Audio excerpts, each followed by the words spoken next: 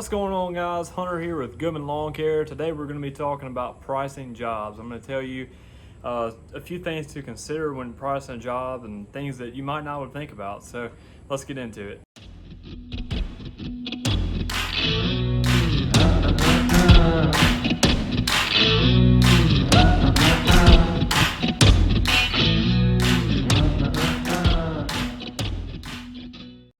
Alright guys, so first I want to get into new Goodman Lawn Care hat there.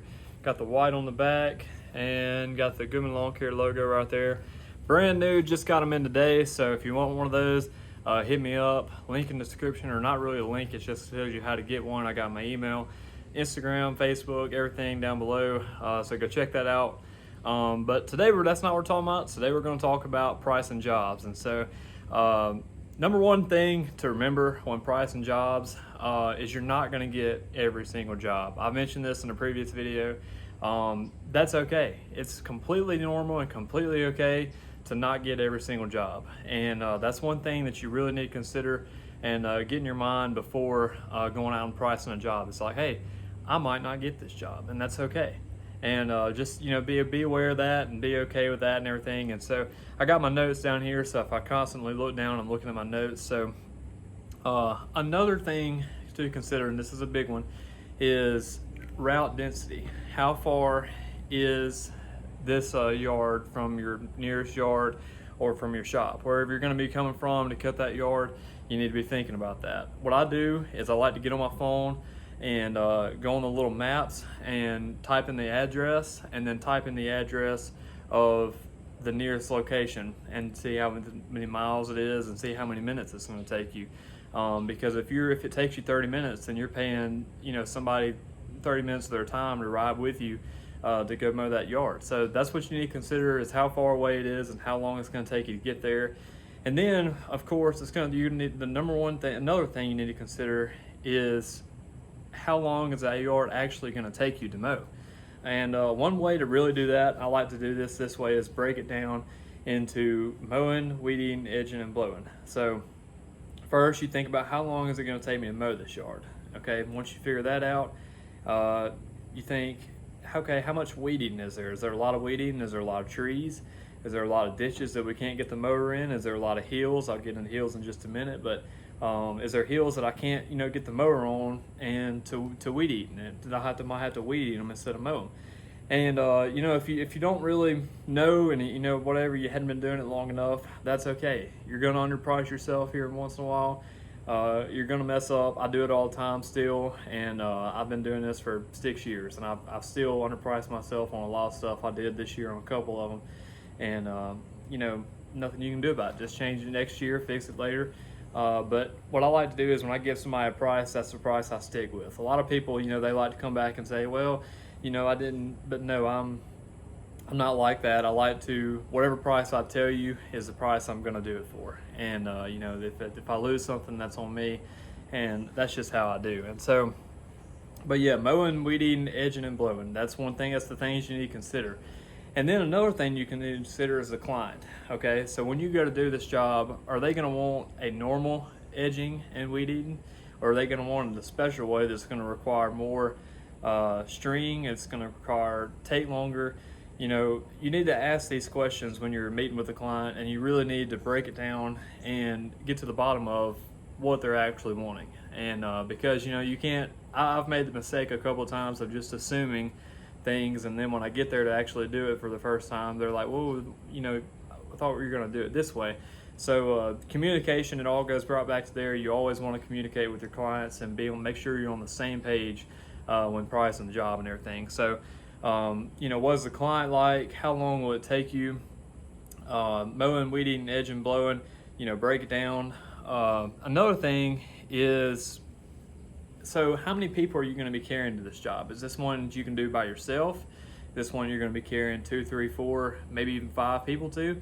I don't know. That's one thing you need to consider, is that, because I'll break it down this way. So if you carry 2 people out there, okay, and it takes you an hour, does it really take you an hour? No, it does not. It takes you 2 hours because you have 2 people, and so that's called 2 man hours. So whatever you're charging per hourly or whatever for you and your crew. Figure it as man hours. That way you're getting, your pay and their pay in, and then that way you're getting everything figured up. So don't know if that makes a whole lot of sense, but I'm trying to explain it best I can. But that's just how I figure it. And then another thing, like on a hill.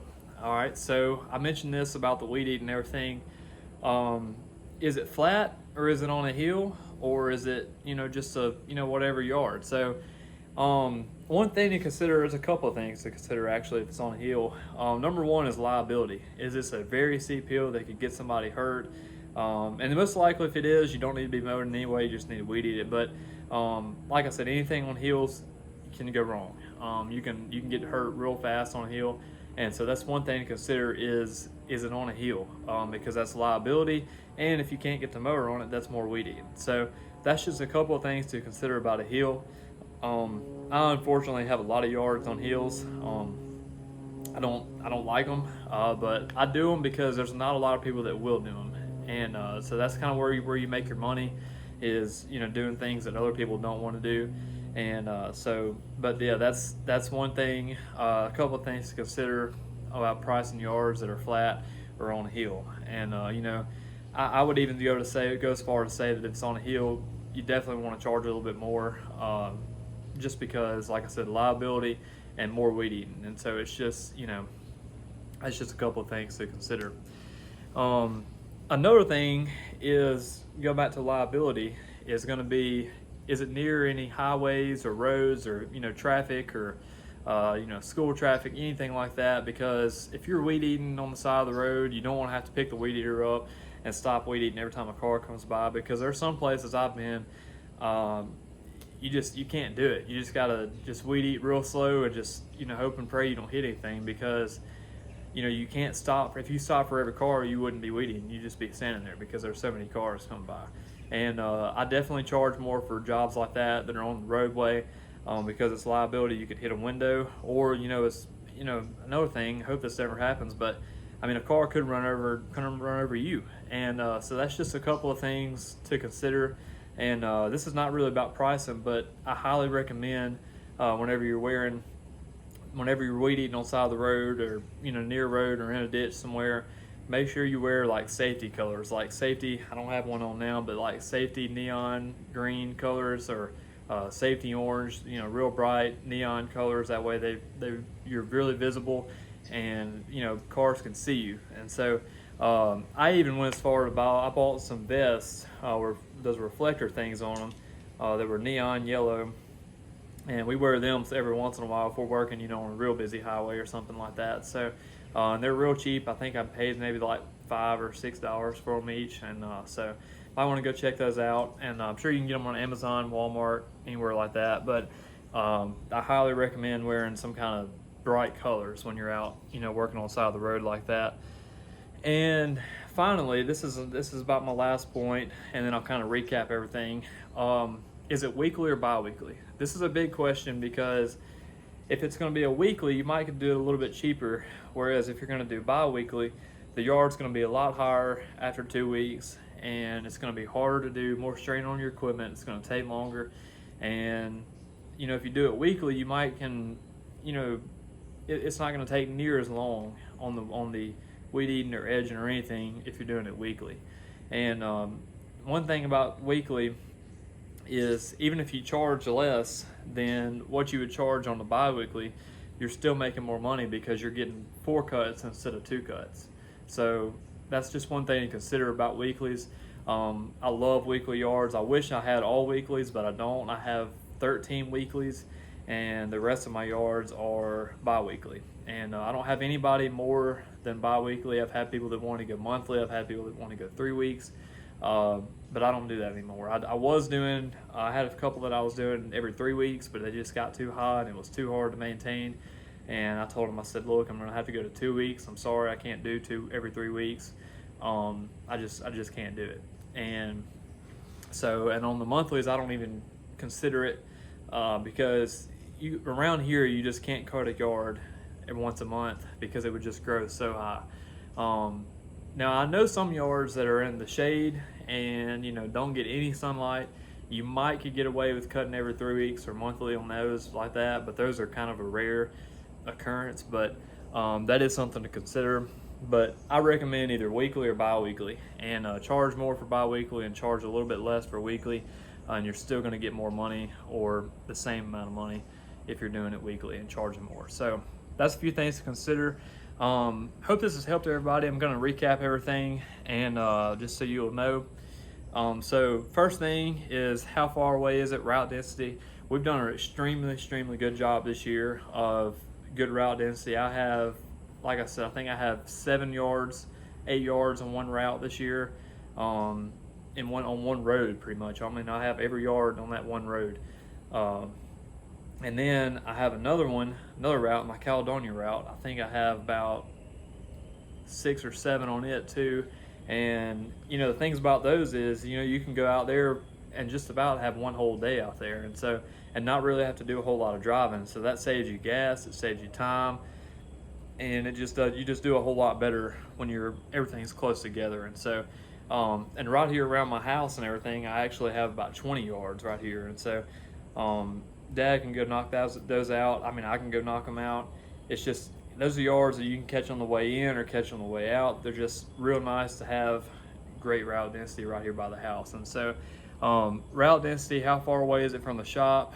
How far is it? And then another thing, I don't know if I mentioned this or not, but you can also consider how far away is it from another route. What route can you put that yard on? Can you put it on the route over here, or is there even a route that you can put it on? And if there's not even a route that you can put it on, if it's too far out of the way, you might want to just turn it down or charge a lot, because if you have to break route, you're wasting time, you're wasting gas, and you're paying employees to drive all the way out there. And so that's just another thing to consider is, if you had to break route, is it really even worth it? And so that's just one thing to consider there. And so route density, how far is it from your shop or nearest route? How much weeding, edging, and mowing is it? How long is it going to take you to do? And how many man hours is it going to take? Is it going to take 2 man hours, 4 man hours, or how many? Like I said, if you go out there with 2 people out there for 1 hour, that's 2 hours. It's not 1 hour, it's 2 hours, because you have 2 people there, that's 2 man hours. So same thing with 3, 4, and so on. So and then what's your client like? Are you having to do the weeding in a certain way? Is it going to take more weed eater string? Is going to take longer? So those are just things to consider. Flat on a hill, charge more for a hill, charge less if it's flat. Weekly, bi-weekly, think about that liability on the hills, think about the liability on the roadways and stuff like that. All right, guys, so I don't know if that made any sense. I was going on pretty quick there, but I've been thinking about this video for a while. And so I had some notes here written down. I'm just going by my notes. And so hope this helps everybody. I've had a few people come up to me and ask me about pricing jobs and kind of how I do it and how I figure it and everything. And so that's how I do it. That's how I go up to every job when I roll up to one. Those are kind of the questions I ask myself and kind of look at. If you get it down to a science, kind of like I have and everything, you can walk up to the job and actually price it on the spot without even having to say, hey, I'll get back with you in the next couple of days or whatever. It's better to just price it on the spot. And so that way, you're locked in and you're the first bid they get. So that's a couple of things there. And so hope this helped everybody. Hope you enjoyed it. And we mowed we have been rolling this week. I mean, we have been rolling. We mowed 27 from Monday to Wednesday. We mowed 27. Yesterday we got rained out half the day, but we still got 6 mowed, and then today we mowed 9. So not really sure what the math is on that. Hadn't done it yet, but a lot of yards. I know it's definitely in the 40s. So we mowed 43 last week, so I imagine we probably mowed about the same this week. And so, but yeah, we've been rolling on pretty good. Temperature is definitely dropping here. Fall is definitely here, and I imagine we'll probably have another month of mowing. And then we'll get into some firewood stuff. So be looking forward to that. And I think that's about it. So go check out down my description about these new Goodman Lawn Care hats. Also still have the orange, the black and gray, and now I have this new gray and white. So go check it out. And appreciate you watching, and I'll see you later. Remember to like and subscribe too.